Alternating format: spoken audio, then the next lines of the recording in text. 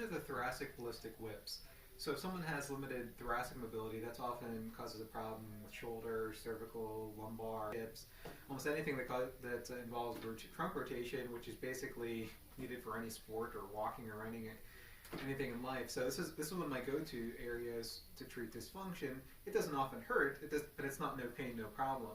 So if you can make a rapid change in range of motion with a manipulation or some thoracic soft tissue work or an MET, the best way for the patient to keep it is to get to end range. And what you often will find is with a unilateral shoulder issue or cervical issue, they're typically going to have a loss to that side.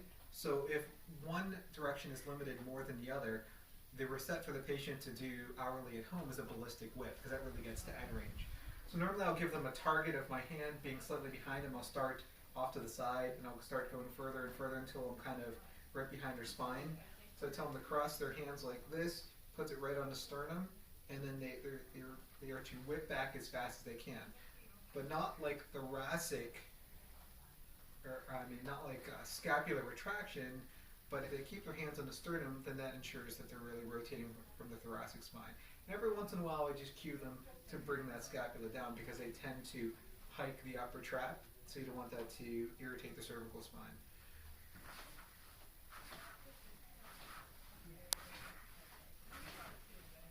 And actually, it looks like it may be painful, but it should be actually very comfortable. If it is painful, that's when I add my OMPT techniques like ISTM or thoracic manipulation, so they can get to that end range more comfortably, and then it works better as a reset for them.